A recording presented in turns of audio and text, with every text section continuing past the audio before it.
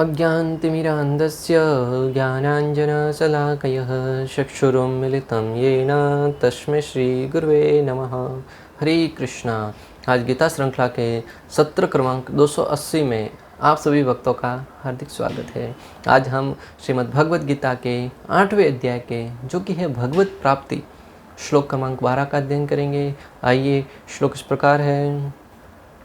सर्वद्वाराणि संयम्य मनोह्यदि निरोध्य च मूर्धयात् आध्यात्मनः प्राणम अस्थितो योग धारणाम। अर्थात भगवान श्री कृष्ण कहते हैं कि समस्त इंद्रिय क्रियाओं से विरक्ति को योग की स्थिति, योग धारणा कहा जाता है। इंद्रियों के समस्त द्वारों को बंद करके तथा मन को हृदय में, प्राणवायु को सिर पर केंद्रित करके मनुष्य अपने को योग में स्थापित करता है।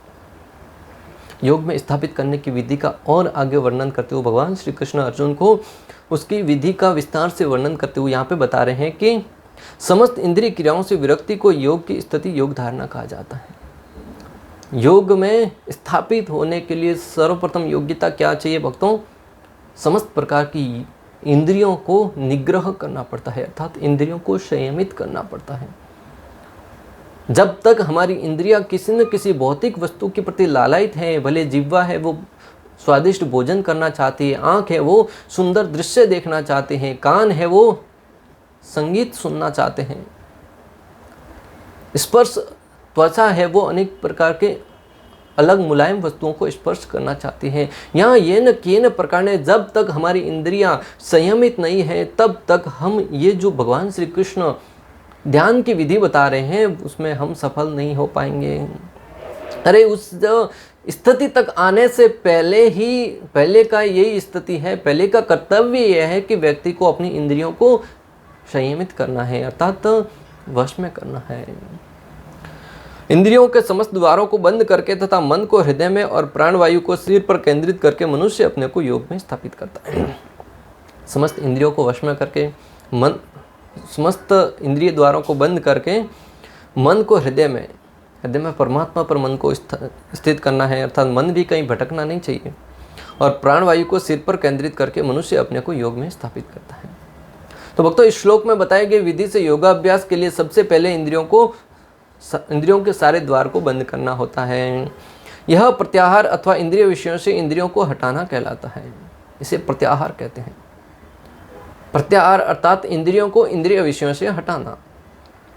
इसमें ज्ञानेंद्रियों, नेत्र, कान, नाक, जीभ तथा स्पर्श को पूर्णतया वश में करके उन्हें इंद्रिय तृप्ति में लिप्त होने नहीं दिया जाता। इस प्रकार मन हृदय में स्थित परमात्मा पर केंद्रित होता है और प्राणवायु को सिर के ऊपर चढ़ाया जाता है। यह है योग की विधि। जो सारी की सारी इंद्रियां हैं, मन, आँख, कान, नाक, उन सबको इंद्रिय विषयों से हटाकर मन को हृदय में उपस्थित परमात्मा के ऊपर ध्यान में लगाकर प्राणों को इस प्रकार मन को हृदय में परमात्मा पर केंद्रित होता है। प्राणवायु को सिर के ऊपर चढ़ाया जाता है और प्राणवायु उसको सिर के ऊपर चढ़ाया जाता है। भागवतम 11.14.31 में जब उद्धव जी भगवान श्री कृष्ण से ध्यान के विषय में जिज्ञासा करते हुए पूछते हैं कि हे कमल नयन कृष्ण, यदि कोई मुक्ति का इच्छुक व्यक्ति आपका ध्यान करना चाहे तो वह किस विधि से करे, उसका यह ध्यान किस विशिष्ट प्रकार का हो और वह किस रूप का ध्यान करे। उद्धव जी हम सब के लिए, समस्त मानव जाति के लिए भगवान श्री कृष्ण के समक्ष जब उपस्थित थे तो भगवान से जिज्ञासा करते हैं कि हे परम पुरुषोत्तम, अगर कोई व्यक्ति ध्यान के द्वारा आपको प्राप्त करना चाहे तो ध्यान की विधि क्या है? ध्यान में किसका ध्यान करना चाहिए, आपके कौन से स्वरूप का ध्यान करें और उसके कौन से नियमों का पालन करते हुए उस विधि का पालन कर सकता है। तो भगवान श्री कृष्ण उद्धव जी के उस प्रश्न का उत्तर देते हुए भागवतम 11.14.32, 33, 34, 35 में वर्णन करते हुए कहते हैं कि ऐसे आसन पर बैठकर जो न तो ज़्यादा ऊंचा हो न अत्यधिक नीचा हो और शरीर को सुविधाजनक स्थिति में सीधा रखते हुए दोनों हाथों को गोद में रखकर तथा आँखों को अपनी नाक के अगले सिरे पर केंद्रित करते हुए मनुष्य को चाहिए कि पूरक, कुंभक तथा श्रोषक प्राणायाम का यांत्रिक विधि से अभ्यास करें। 6ठे अध्याय में भगवान भगवद गीता में भी इसका वर्णन कर चुके हैं और भागवतम 11.14.32, 33, 34 और 35 में भी इसका वर्णन करते हुए पुनः एक बार कह रहे हैं कि जो इन ध्यान की विधि का पालन करना चाहता है, उसे सर्वप्रथम एकांत में जाना होगा। आसन न तो बहुत ऊंचा होना चाहिए, न बहुत नीचा होना चाहिए। नीचे कुशाग्र, उसके ऊपर फिर मुलायम वस्त्र, उसके ऊपर बैठ के आसन को बहुत ही आरामदायक स्थिति में रखना होगा। हाथ को गोद में रखते हुए ध्यान की अवस्था में बैठकर पूर्ण रूप से भगवान के ऊपर अपना ध्यान लगाना है। अगले और जो हमारा आँख है उनको नाक के आगे वाले सिरे पर केंद्रित करके थोड़ी आंखें आधी खुली होनी चाहिए, आधी बंद होनी चाहिए। उस अवस्था में न तो हमारा ध्यान कहीं और भटकना चाहिए, मात्र और मात्र नाक के आगे वाले सिरे के ऊपर पूर्ण रूप से ध्यान लगाना होता है। फिर इस विधि को उलट कर करे, अर्थात रोचक, कुंभक तथा पूरक के क्रम से करे। इंद्रियों को इस क्रम को पुनः बार बार उसी विधि से बार बार करते रहें। इंद्रियों को भलीभांति वश में कर लेने के बाद उसे धीरे धीरे प्राणायाम का अभ्यास करना चाहिए। इस प्रकार जब इंद्रियां पूर्ण रूप से वश में हो जाएं, तब उसे धीरे धीरे फिर प्राणायाम की बारी आती है। तो भक्तों, प्राणायाम तक पहुंचने से पहले हमें इंद्रियों को निग्रह करना होता है। आज अनेक प्रकार के प्राणायाम, अनुलोम विलोम जैसे प्राणायाम लोग करते हैं कि हम तो योगाभ्यास कर रहे हैं, परंतु योग को प्रारंभ करने से पहले हमें इंद्रियों को निग्रह करना पड़ता है। और उस अवस्था में वो क्या कर रहे हैं, इंद्रियों को बलवान बनाने के लिए, ताकि भोग और कर सके। तो वो योग नहीं है, मात्र और मात्र शारीरिक व्यायाम है। योग की अवस्था तो तब आएगी जब हम इंद्रियों को वश में करके आगे का प्रोसेस फॉलो करेंगे। मूलाधार चक्र से शुरू करके मनुष्य को चाहिए कि प्राण वायु को कमल नाल के तंतुओं की तरह ऊपर की ओर लगातार ले जाए, जब तक कि वह हृदय तक न पहुंच जाए, जहां पर ओम का पवित्र अक्षर घंटे की ध्वनि की तरह विद्यमान है। इस तरह उसे इस अक्षर को लगातार ऊपर की ओर 12 अंगुल की दूरी तक उठाते जाना चाहिए। वहां पर ओमकार को अनुस्वार समेत उत्पन्न 15 ध्वनियों से जोड़ देना चाहिए। ओमकार में स्थित होकर मनुष्य को चाहिए कि सूर्योदय, दोपहर तथा सूर्यास्त के समय 10 बार प्राणायाम का सतर्कता पूर्वक अभ्यास करे। इस तरह 1 महीने के बाद वह प्राण वायु पर विजय पा लेगा। जो विधि भगवान ने यहाँ पर बताई है, उनको 10-10 बार सवेरे, दोपहर में और संध्या समय, सूर्यास्त के समय, 3 समय 10-10 बार उनका नियमित रूप से प्राणायाम बार बार करना है। 1 महीने तक जब कोई ऐसा प्राणायाम का पालन करेगा, तब वो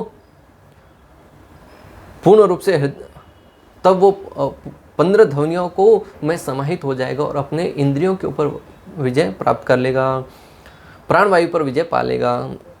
आंखों को अध खुली रखे हुए तथा उन्हें अपनी नाक के सिरे पर स्थित करके अत्यंत सजग रहकर मनुष्य को हृदय के भीतर स्थित कमल के फूल का ध्यान करना चाहिए।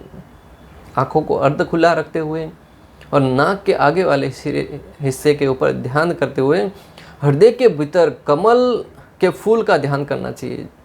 हृदय के भीतर कमल के फूल का ध्यान करना होता है। इस विधि का वर्णन भगवान 6ठे अध्याय में भी कर चुके हैं, किंतु जैसा कि पहले कहा जा चुका है, अब यह विधि व्यवहारिक नहीं है। भगवान श्री कृष्ण इस विधि का वर्णन भक्तों पहले भी 6ठे अध्याय में भी कर चुके हैं, और हम पहले भी पढ़ चुके हैं कि यह विधि कलयुग के लिए व्यवहारिक नहीं है, क्योंकि कलयुग में विशेष रूप से जीव के अनेक प्रकार के ऐसे स्वभाव हैं जिसके कारण वो इस युग में इस विधियों का पालन नहीं करता। भागवतम में वर्णन आता है कि कलयुग का जीव है वो अल्पायु होगा। अल्पायु व्यक्ति के लिए जिसकी आयु मात्र 100 साल निर्धारित की गई है, उसमें से भी वो 50 साल 60 साल तक अगर स्वस्थ रूप से जीवन यापन कर ले तो बड़ी बात मानी जाती है। उस अवस्था में वो कब ध्यान की अवस्था तक, कब 25 वर्ष तक ब्रह्मचर्य व्रत का पालन करेगा और कब वो ऐसे ध्यान की अवस्था तक पहुंचेगा। 25 वर्ष तक ब्रह्मचर्य, उसके बाद 25 वर्ष तक गृहस्थ जीवन और 50 वर्ष की उम्र के बाद वानप्रस्थ।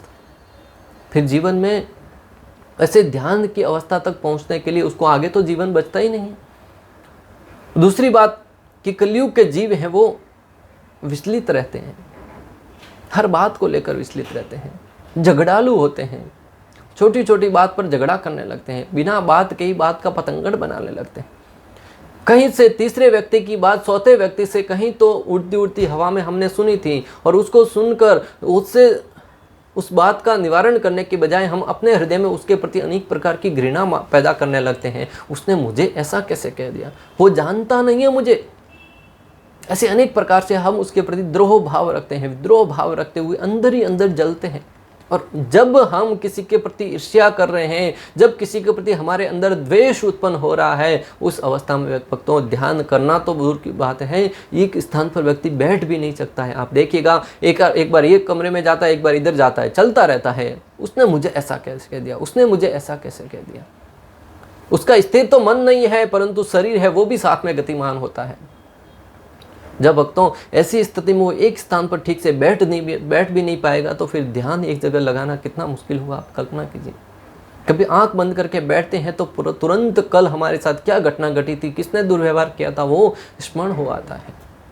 किसी कार्य में संलग्न है तो ध्यान में नहीं आता, परंतु जैसे ही खाली दिमाग रखते हैं, ध्यान करने की अवस्था में आते हैं, तुरंत वो दिमाग में आ जाता है।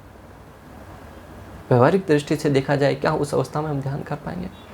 कलयुग के जीव है वो अनेक प्रकार से विचलित रहते हैं, अल्पायु होते हैं, झगड़ालू होते हैं, शंकालु होते हैं, और सबसे बड़ी बात भक्तों, लोगों से ईर्ष्या करने वाले होते हैं। दूसरे की तरक्की को देखकर स्वयं दुखी होते हैं। आज की तारीख में लोग स्वयं के दुखों से जितने परेशान नहीं है, दूसरों के सुखों से उतने अधिक परेशान हैं। जो दूसरों के सुख को देखकर बार बार परेशान होता रहता है, वह व्यक्ति कभी ध्यान नहीं कर पाता, क्योंकि जो जैसे ही वो दूसरे को सुखी देखता है, और दूसरा व्यक्ति भी भले जीवन में दुखी है, तीसरे व्यक्ति के सामने जाता है तो अपने आप को प्रसन्न महसूस करता है और सुख की अवस्था में दिखाता है। कैमरे के सामने जाता है, बड़ा हंसता हुआ प्रतीत होता है। बड़े बड़े सेलिब्रिटी जब कैमरे के सामने आते हैं तो अपने आप को हंसते हुए मेकअप करके आते हैं, परंतु जीवन में कितने दुख चल रहे हैं वो लोगों को नहीं दिखाते। अगर वो लोगों को दुख दिखाएंगे, तब दिखाएं तो लोगों को समझेगा हाँ ये भी दुखी है, तो वो जीवन में शांति का अनुभव कर सकते हैं। सबसे उत्तम विधि तो कृष्ण भावनामृत है। यदि कोई भक्ति में अपने मन को कृष्ण में स्थित करने में समर्थ होता है तो उसके लिए अविचलित दिव्य समाधि में बने रहना सुगम हो जाता है।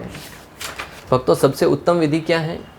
कृष्ण भावनामृत। इसलिए नहीं कि हम पालन कर रहे हैं, बल्कि इसलिए उसको हम अपने ज्ञान की दृष्टि पर भी परख कर समझ सकते हैं कि कृष्ण भावनामृत विधि कलयुग के लिए विशेष रूप से क्यों व्यवहारिक है और अच्छे से उसका पालन भी किया जा सकता है। मान लीजिए, ध्यान के बारे में तो हम पढ़ चुके कि ध्यान करना तो कितना मुश्किल है, परंतु कृष्ण भावनामृत में क्या करना है? प्रारंभ कहाँ से करना है? हरे कृष्ण महामंत्र से। हरे कृष्ण महामंत्र से प्रारंभ करते हुए प्रतिदिन व्यक्ति को एक माला से भले प्रारंभ करे, एक मंत्र से प्रारंभ करे। हरे कृष्णा कृष्ण कृष्ण हरे हरे, हरे राम राम राम हरे हरे। 1 बार, 2 बार, 4 बार, 5 बार, 10 बार उच्चारण करेंगे, मुझे पूर्ण विश्वास है कि आप इस मंत्र का जप है वो बड़ी आसानी से उच्चारण कर सकते हैं।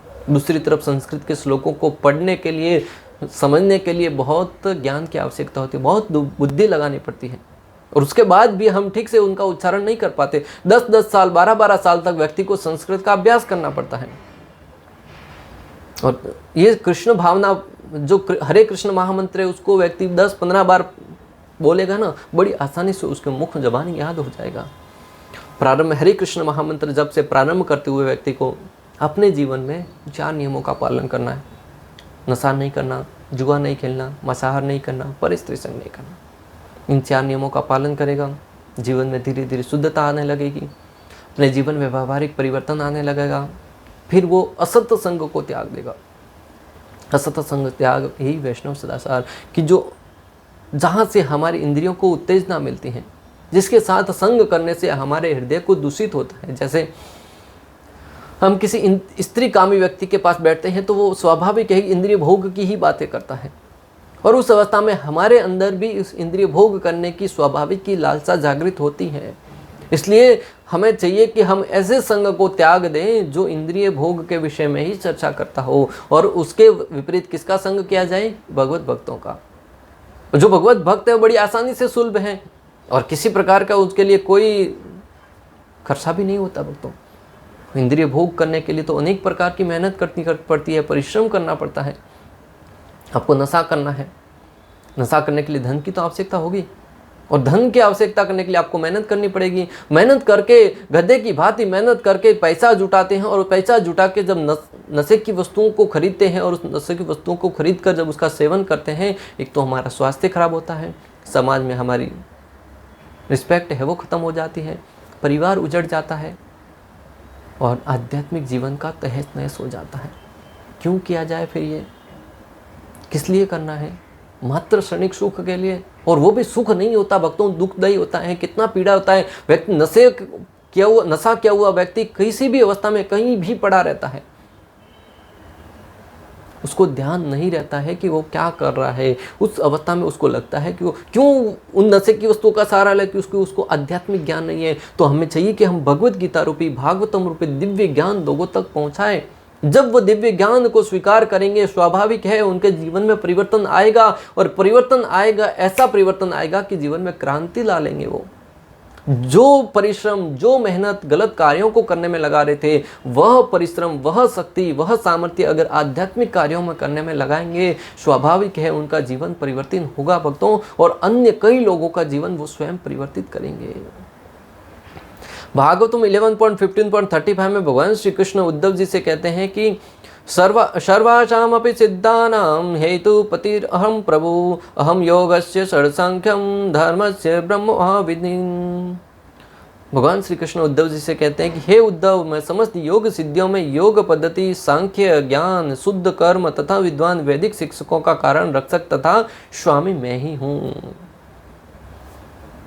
भक्तों, बहुत बड़ा आश्वासन है हमारे लिए, बहुत बड़ी राहत की बात है कि भगवान श्री कृष्ण उद्धव जी से पहले तो वर्णन किया योग पद्धतियों का, कि कौन सी योग की विधियों के द्वारा परम पुरुषोत्तम को प्राप्त किया जा सकता है, और बाद में कहते हैं कि इन सारी की सारी योग विधियों का, यहाँ अनेक प्रकार के जो ज्ञान है, शुद्ध कर्म है, विद्वान वैदिक शिक्षकों, सारे के सारे पात्रों का, या सारे के सारे मार्गों का स्वामी मालिक मैं ही हूं। कौन? श्री कृष्ण।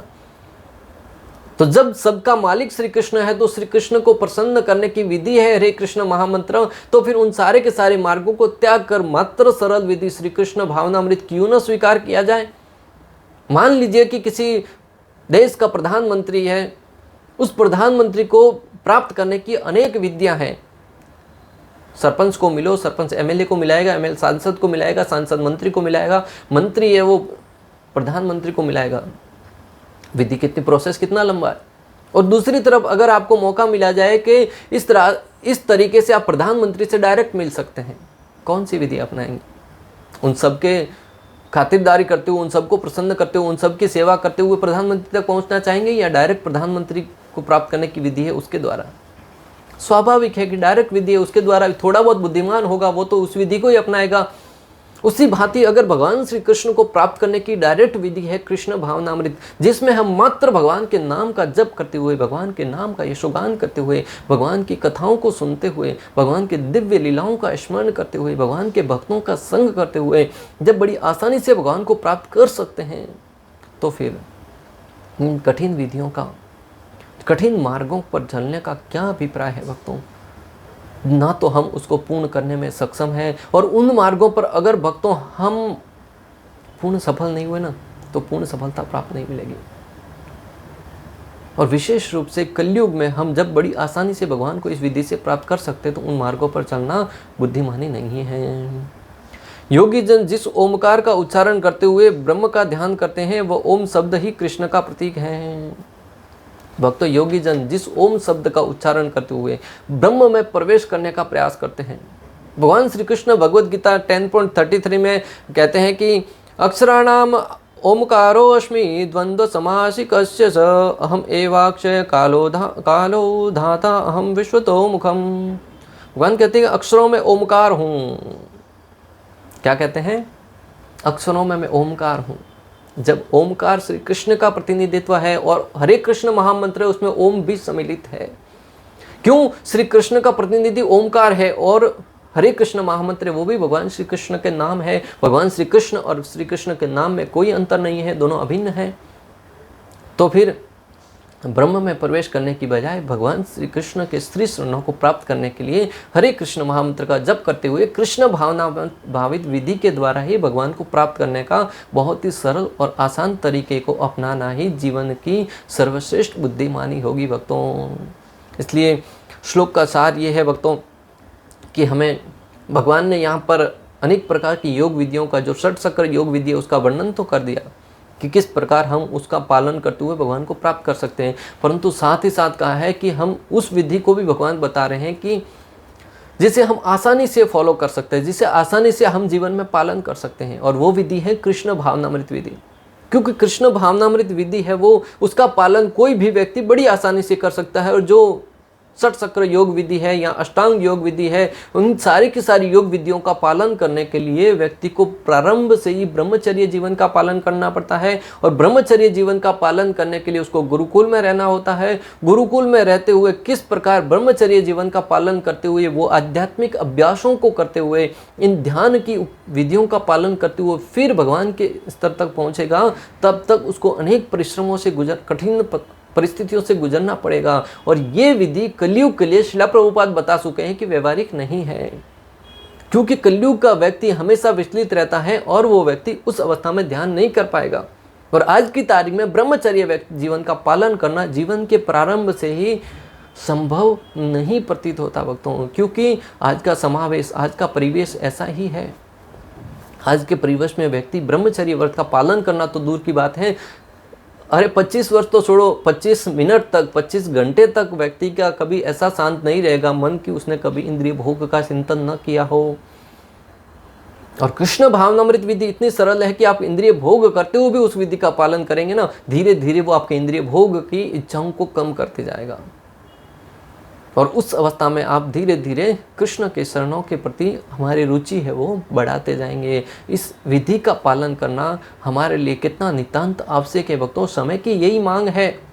जो व्यक्ति समय के अनुसार अपने को परिवर्तित करता है, समय के अनुसार ढलता है, वही व्यक्ति जीवन में टिका रह सकता है। आज देखिए बड़ी बड़ी कंपनियां हैं, नोकिया वगैरह मोबाइल की कंपनियों को देख लीजिए, जिसने समय के साथ परिवर्तन किया वो तो आज भी मार्केट में बनी हुई है, और जिसने परिवर्तन नहीं किया, अपनी उसी अवस्था में बैठे रहे, वो आज जीवन में समाज मार्केट से समाप्त हो गए हैं, मार्केट से उखाड़ कर बाहर फेंक दिए गए हैं।